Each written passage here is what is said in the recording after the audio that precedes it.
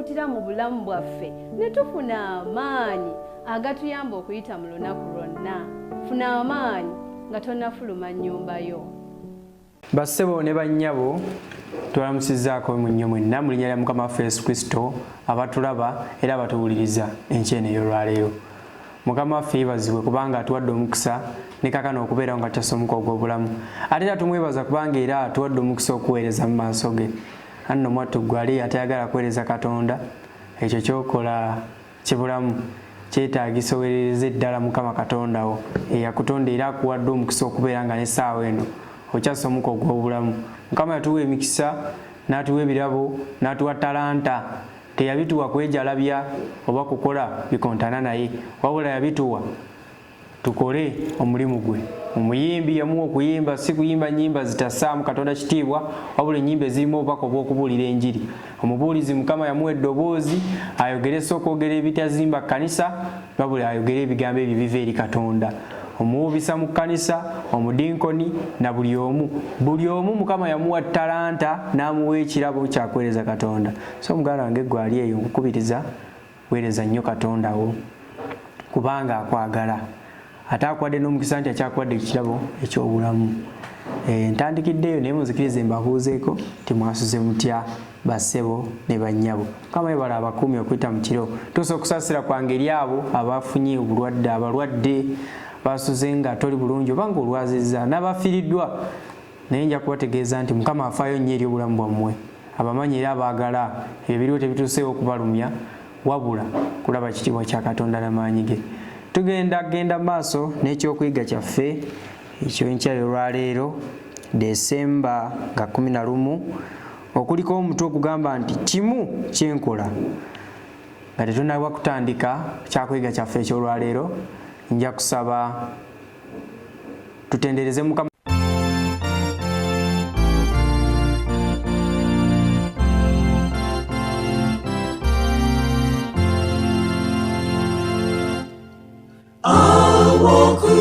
Musalaba awali amasi aganaza ebibi oba onkumira kutusa lwaleja kumusalaba gwe kwenenyumiririza nepumulamuye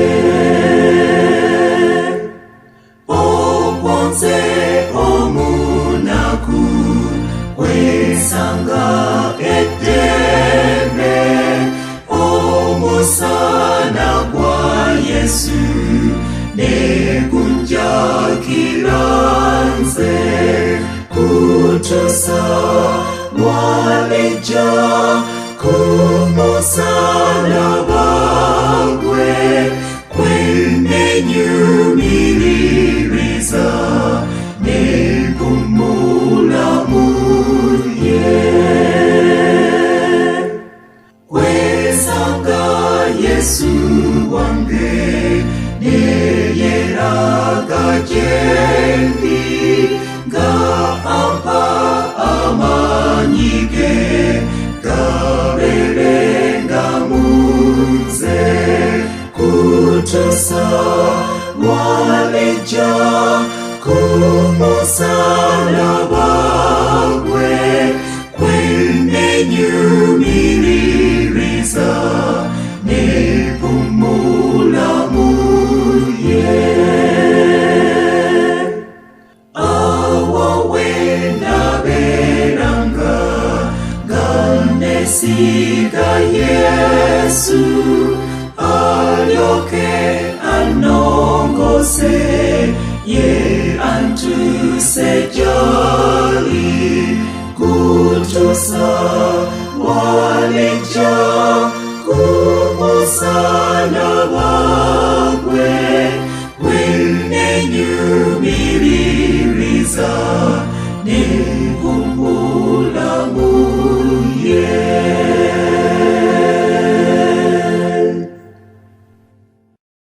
Amiina. Mukama abawe omukisa. Katwebaze nga tugenda otutandika. ekitiibwa n'ettendo eby'omukama tukwebaza kubanga n'olwaleero otuwadde omukisa okubeera mu maaso g'okuweereza. Nate nkusaba nga nkwegayirira yongera okubeera wamu naffe mu buli mbeera yonna. Tukusabira tusaase tusonyiwe, tukusanyuse erinnya lyo lyebazibwe. Tukusanga tukwegayirira taata neero tuze maaso g'otuyigirize mu puroguramu ensulo ey'enkya. Tukusaba otuyigirize ng'ekisa kyo n'okwagala kwo okungi bwe kuli. Tubeere mu byonna okuyita mu linnya eddungi erya Yesu Kristo Mukama waffe. Amiina.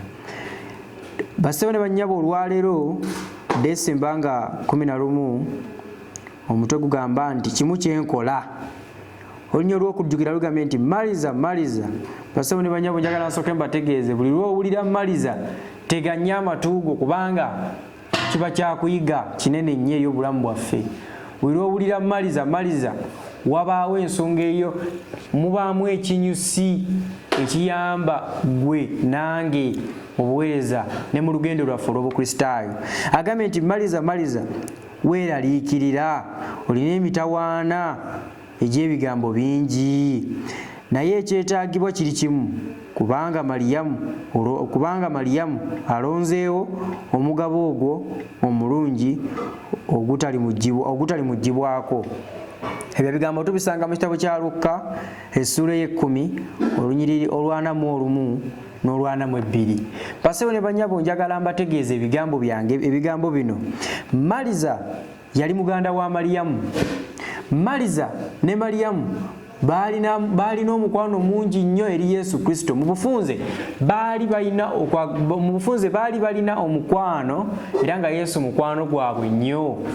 Yesu Kristo nga omanyi nti naawe kenyini obeera ne mukwano gwo ofuna akadde n'omukyalira. Yesu Kristo naye yakyaliranga nnyo mikwano gye bano Maliza wamu ne Maliyamu. Naye enjawulo we yali nti ffe tukyalira mikwano gyaffe tubazza mu mboozi oluusi ezitaliimu na Katonda, emboozi ezitazimba. Naye ate wano enjawulo weeri nti Yesu Kristo bwe yajja n'akyalira Maliyamu ne Maliza, Yesu Kristo yali aleese ebigambo bya ssanyu, eby'essuubi era eby'obwakabaka obwa Katonda.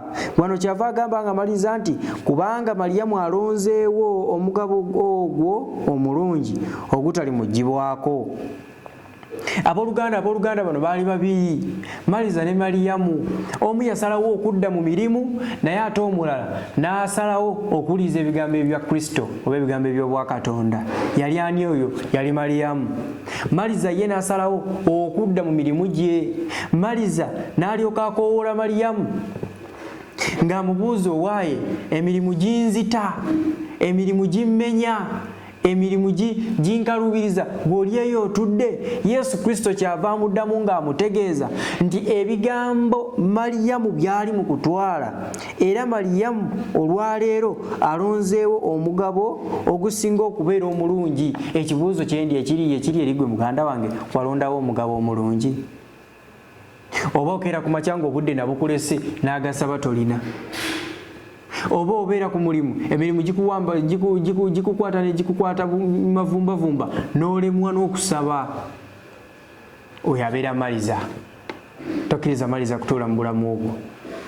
Muganda wange mwannyinaze, nkusaba nga nkwegayirira mu Mukama waffe, nkusaba Mukama akuwa amaanyi ag'obuwanguzi, akuwa amaanyi obeere nga Maliyamu. Ebigambo ebyo tubisanga mu kitabo kya Luka essula y'e10 olw'41 n'olw'42. Omunnyonnyozi yawandiise bw'ati: oluvannyuma lw'okwatula ebitali, agambye nti oluvannyuma lw'okwatula obutaliimu bwe ng'omuntu, omutume Pawulo atulaga amakulu g'obuvunaanyizibwa obw'omuntu mu kuzuula ekisinga obukulu mu kkubo ery'obutuukirivu. Kimu kyenkola, nga gwe omutwe gwaffe bwe guli nti mu kimu kyenkola. Bassebo ne bannyabo, tugenda kusoma ekyawandiikibwa ekiri mu Bafiripi essula 3 olunyiriri olw'13. Lugamba bwe luti, Bafiripi 3:13, nti abooluganda seerowooza nze nga mmaze okukwata, naye kimu kyenkola, nga neerabira ebyo ebiri ennyuma era nga nkunukkiriza ebyo ebiri mu maaso. Bassebo ne bannyabo, bw'otunuulira omutume Pawulo yakyusibwa bukyusibwa from being Saul to Paul. Yali Sawulo yali omuyigganya w'ekkanisa era ng'ayigganyiza ddala ekkanisa ya Katonda. Naye Mukama Katonda n'amulonda okutya mu kitangaala ekyamukubwa n'akyusibwa n'alyoka abeera Pawulo eyali Sawulo. Bassebo ne bannyabo, wano atugambye nti abooluganda serowooza nze nga mmaze okukwata, naye kimu kyenkola nga neerabira ebyo ebiri ennyuma wange era nga nkunukkiriza ebyo ebiri mu maaso. Bassebo ne bannyabo, bw'okkiriza Katonda n'osalawo okumugoberera, ebiri emabega obyesonyiwa. Obadde mwenzi obuta, obadde mubbi obita, obadde mukaba obitya, kubanga oba ofuuse kitonde kijja, oba osaana kugenda mu maaso. Awo Omuganda kyava agamba nti akadda nnyuma kassa. Bassebo ne bannyabo, tambula ng'ogenda mu maaso, totambula ng'odda mabega.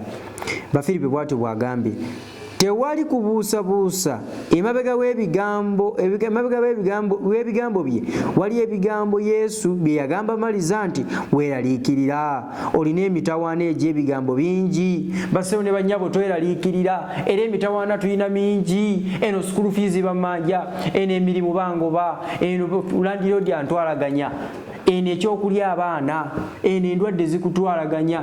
Ne tujja amaaso ku Kristo Yesu, olwo ne tulyoka tutunuulira ebizibu ebitwetoolodde.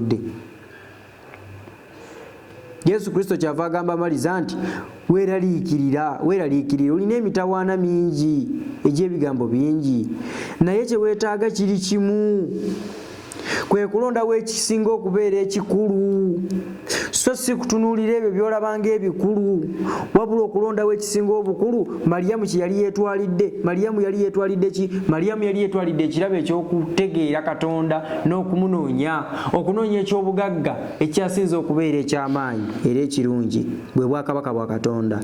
Kimu kyenkola, Omutume agamba nti nsaanye okubaako ne kyenkola, okufuna obutuukirivu. Bassebo ne bannyabo, tulina okubaako bye tukola okufuna obutuukirivu. Abo abalwanira obutuukirivu obufunibwa olw'okukkiriza awatali kwewaayo oba okuba n'obuvunaanyizibwa obukulu, era abo abaagazisa ekisa eky'obwereere bayinza okutwala ebigambo bino nga ebinyiiza, ebikontana oba eby'ensobi, wabula ekyo si bwe kiri. Mu kitundu ekirala era mu bbaluwa y'emu, Pawulo ateeka wamu okubuulirira kuno nti mutuukirizenga obulokozi bwammwe bennyini n'okutya n'okukankana ng'akkaatiriza nti kubanga Katonda yakoza mu mmwe okwagala n'okukola. Bassebo ne bannyabo, njagala mbategeeza ebigambo bino. Mukama Katonda akoleza ddala okwagala mu ffe olw'okusiima kwe okulungi. Bino byonna biri bityo. Agambye nti mulemenga okubaako kye munenyezebwa newankubadde abaana ba Katonda abatalina mabala. Ebigambo ebyo tubisanga mu kitabo ky'Abafiripi essula 2 olunyiriri olw'13 n'olw'15 lugamba bwe luti. Bafiripi essula 2 olunyiriri olw'13 n'olw'15 lugamba nti kubanga Katonda yakoza mu mmwe okwagala n'okukola, amiina, olw'okusiima kwe okulungi, mukolenga byonna awatali kwemulugunya n'empaka. Abasinga tuweereza Mukama naye nga tumuweereza mu kwemulugunya. Ekintu kino kisinga nnyo okulabikira mu badinkoni. Abadinkoni singa ekkanisa oluusi beemususseeko. Eno sabbiiti n'alongoosa, neddako yalongoosa, neddako yalongoosa, atondawo okwemulugunya. N'atamanya nti mukisa gwe yemulugunyizaamu. Naga gundi ng'abadde takola, gundi abadde takola, n'abeera mu kukaayana n'empaka ezitagasa. Naye Mukama Katonda kyatwagaza kiri kimu, kubeera kumuweereza nga tetwemulugunya era nga tetulina mpaka. Agambye olw'15 nti mulemenga okubaako kye munenyezebwa newankubadde ettima, abaana ba Katonda abatalina mabala wakati w'emirembe egyakyama emikakanyavu. Bassebo ne bannyaba, amabala mangi mu nsi eno, namwe mubiraba. Ensi nkakanyavu, ebizibu mu nsi bisusse, ensi eno nkyamu. Abantu bakola ebinyiiza Katonda, basunguwaza Katonda butereevu nga tebeekwese na kwekweka.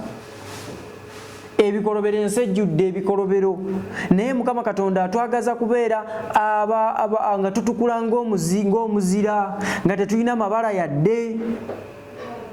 Kyava agamba olw'ekumi n'ettaano nti mulemenga okubaako kye munenyezebwa newankubadde ettima.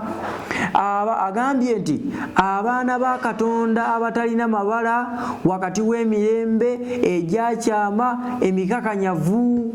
Abantu babuulira enjiri essaawa eno balimu essaawa eno enjiri ebuulirwa ya Children for Christ naye bassebo njagala mbabuulire abantu bakakanyizza emitima gyabwe tebagala kukkiriza Katonda basigadde ku byabwe tebamanyi nti ensi eggwaawo. Ebigambo bya Katonda babitta nti so bisiza mu ddala amaaso tebakyabirabamu makulu.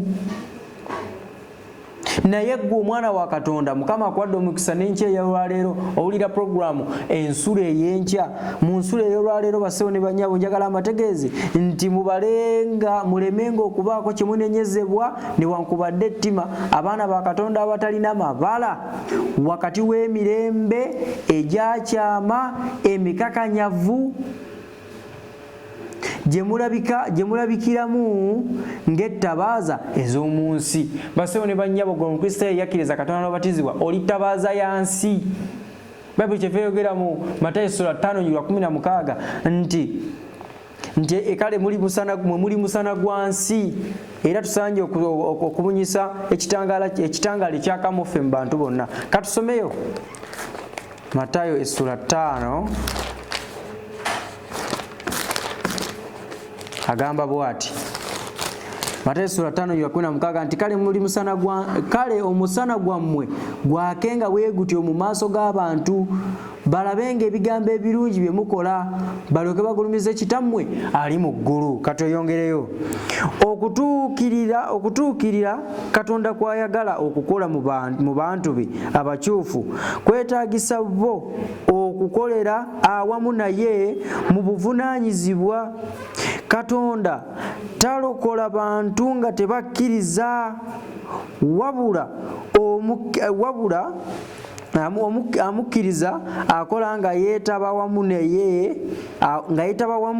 ne Katonda mu bulokozi. Statement eno kagiddemu agambye nti okutuukirira Katonda kwayagala okukola mu bantu be abakyufu kwetaagisa bo okukolera awamu naye mu buvunaanyizibwa kubanga tuli bakozi ba Kristo Yesu. Agambye nti Katonda talokola bantu nga tebakkiriza. Olwaleero tubadde mu kyokuyiga tugenda kuyiga kambasomero ekyawandiikibwa wano kiri mu Bikolwa by'Abatume essula 8 Bikolwa by'Abatume essula 8 olunyiriri olwa 36 agamba bw'ati.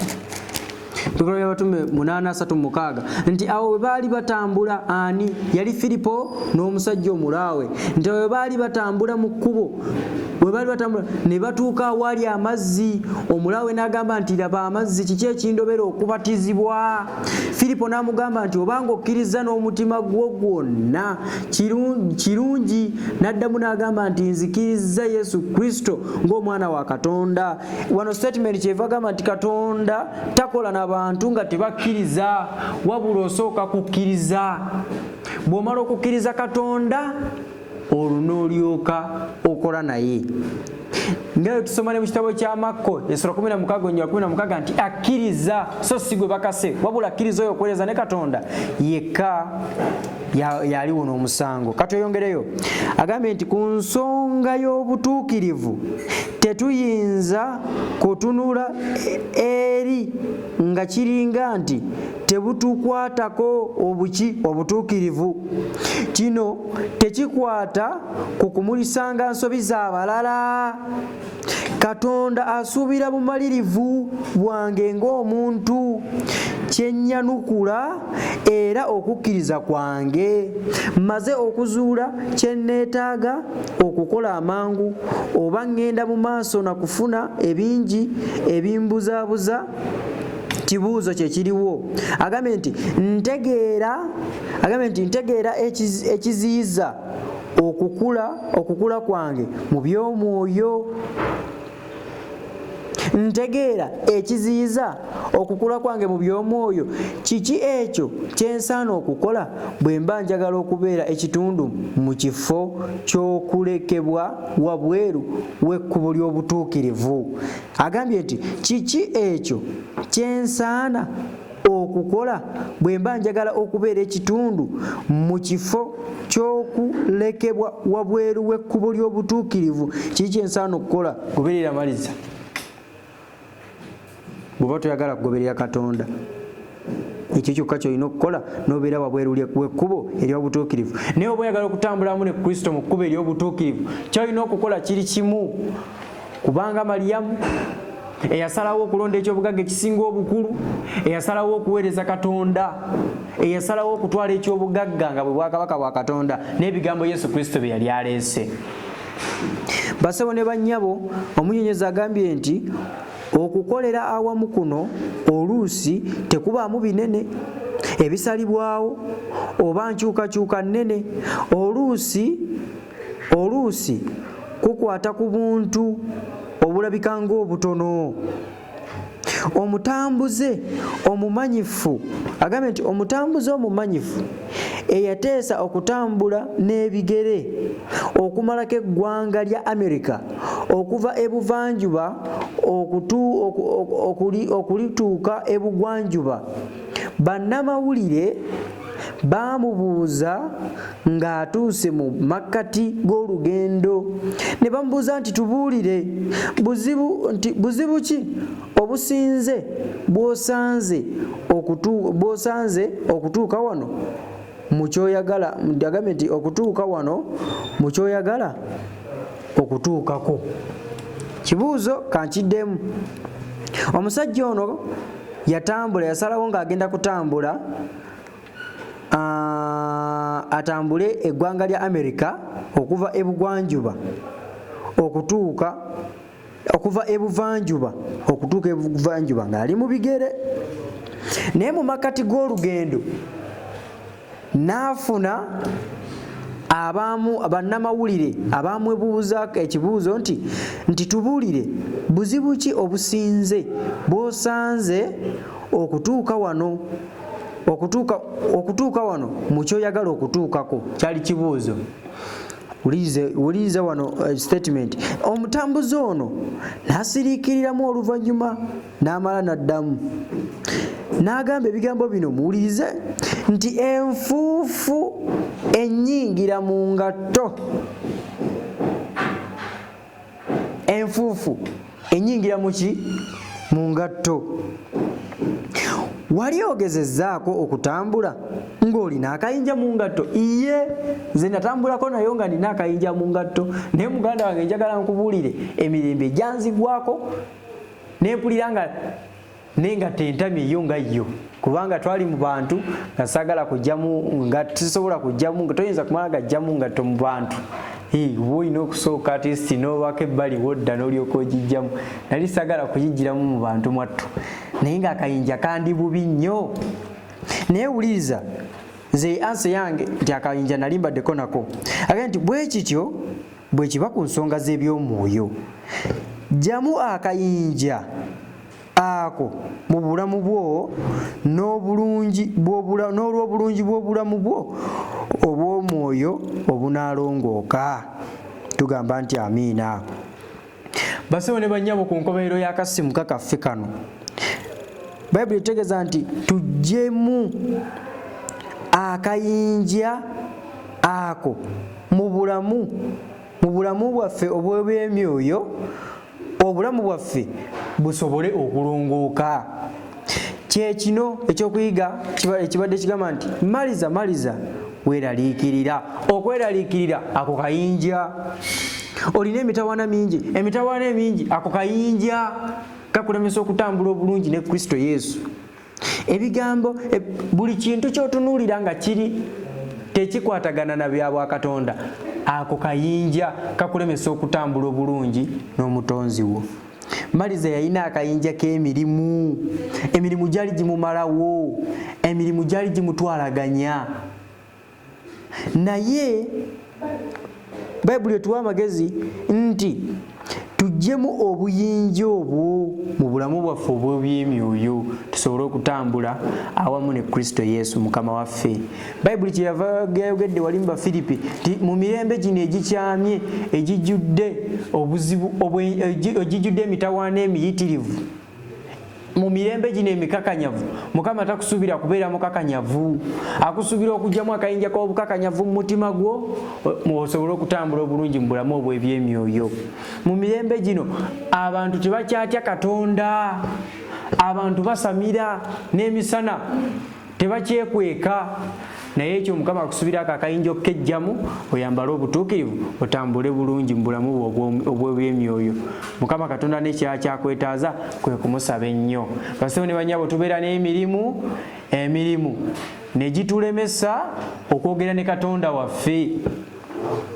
Basebo ne bannyabo tubeera n'endwadde, focus ne tugijja ku musawo asinga obukulu ne tugiteeka ku bulwadde. Mwattu ne tulemwa ne tulemera ddala era ne tulema okutunuulira Katonda waffe ne tulyoka tutambula bubi mu by'omwoyo ate nga twetaaga otambula obulungi mu bulamu bwaffe obw'emyoyo. Basebo ne bannyabo tujje buli kayinja mu bulamu bwaffe obw'emyoyo tusobole okutambula obulungi ne Kristo Yesu Mukama waffe. Mwebale nnyo okumpuliriza. Mukama bawe nnyo omukisa. Mbagaliza olunaku olulungi, mbagaliza ekisinga akasimuka kano. Basebo ne bannyabo oba ofunye kyoyizeemu Mukama waffe yeebazibwe. Kusaba nga nkwegayirira Mukama akuyambe ojje buli kayinja akali mu bulamu bwo osobole okutambula obulungi naye mu bulamu obw'emyoyo. Tusajja kusaba weewombeke tusabeko ffenna mu Mukama waffe. Katwebaze. Ekisa kyo n'okwagala kwandika kano bitubedde Mukama Taata. Tukwebaza kubanga otuwadde omukisa okubeerawo nga tukyasomoka ogw'obulamu.